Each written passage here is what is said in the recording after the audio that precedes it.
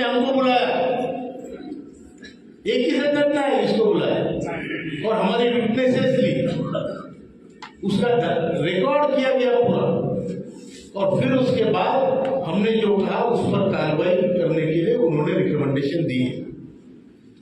तो ये एक ही संगठन है जिसको ब्यूरोक्रेटिक चैनल में cabinet secretary, expenditure secretary, labour secretary, finance secretary, ये सबसे बात करने का, अपनी बात रखने का मौका मिला।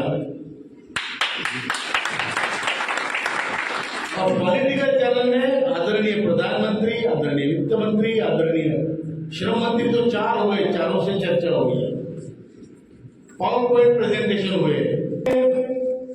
ये कुआं खोदने के लिए मैंने इतना सब कुछ गंवाया है, और अगली जो कुदाल है हो सकता है उसमें पाणी निघले, बरोबर आहे।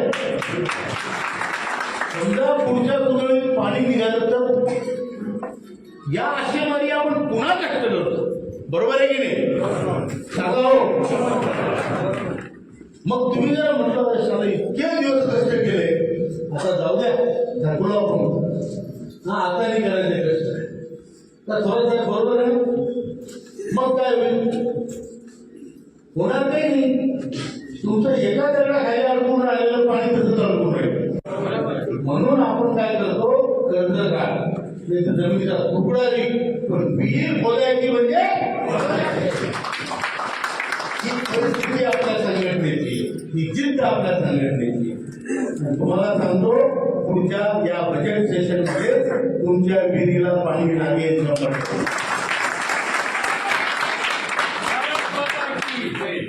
पण असं नाही मी म्हटलं ते पाणी लागलं, तुम्ही पुन्हा बजेट सेशन झाल्यावर का तुम्ही म्हटलं होतं मी देणार नाहीये, आपल्याला कोणी देणार नाही, आपण मागणार आहे, बरोबर आहे।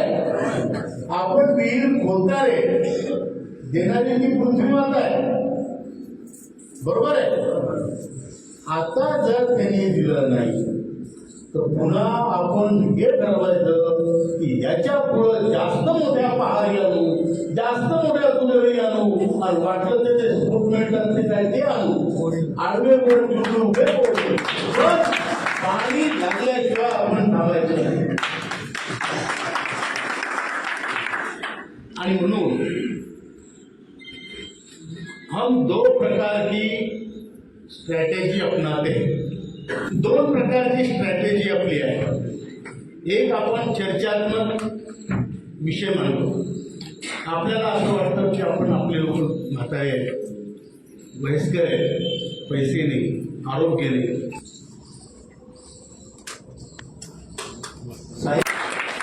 निराश सैन्य किंवा निराश सैनिक युद्ध लढू शकत नाही। त्याचं पहिलं म्हटलं आपलं काही खरं नाही।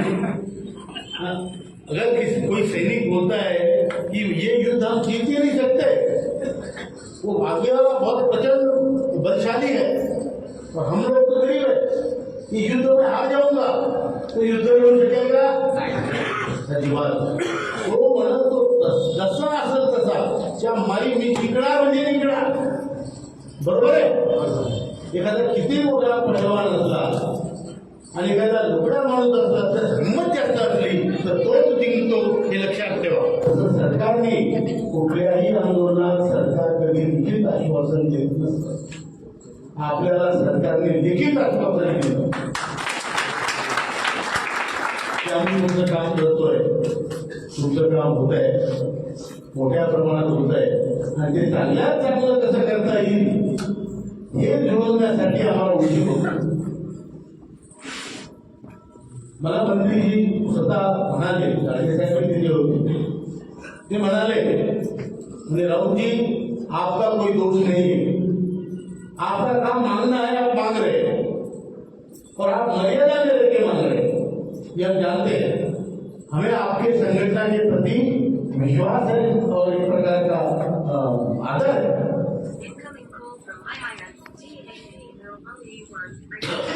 देरी हमसे हो रही है, वो क्यों हो रही है?